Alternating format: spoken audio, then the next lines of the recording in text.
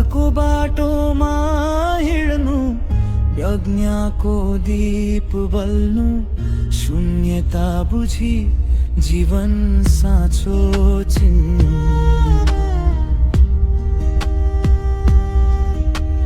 रूपको कारण पुतली दियोको आगोमा पर्यो, सुन्दर देखेर आसक्त हुँदा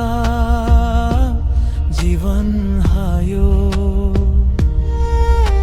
शब्दको कारण मृग शिकारीको बाणले मर्यो, मोहक ध्वनिको पछि लाग्दा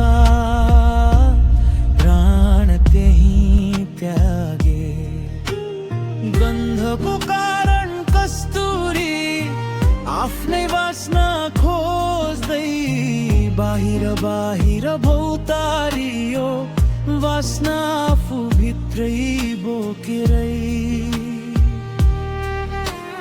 रसको कारण माछा माझीको बल्छीमा पर्यो, जिब्रोको लोभले गर्दा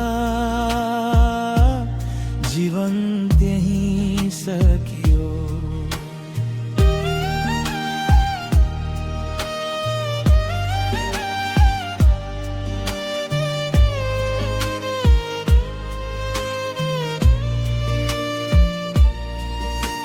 स्पर्शको कारण भैंसी हिलोमै डुबेर गयो, सुख खोज्दै दुःखमा पर्यो, थाहा नै पाएन त्यो।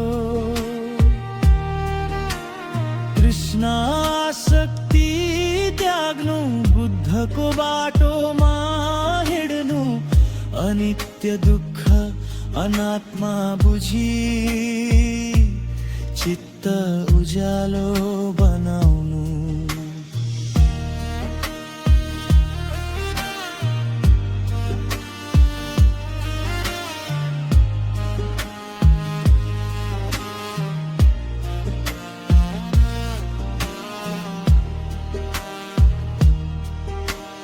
तृष्णा शक्ति त्याग्नु, बुद्धको बाटोमा हिँड्नु, छ इन्द्रिय नै शुद्ध हुँदा संसारमै निर्वाण चिन्नु।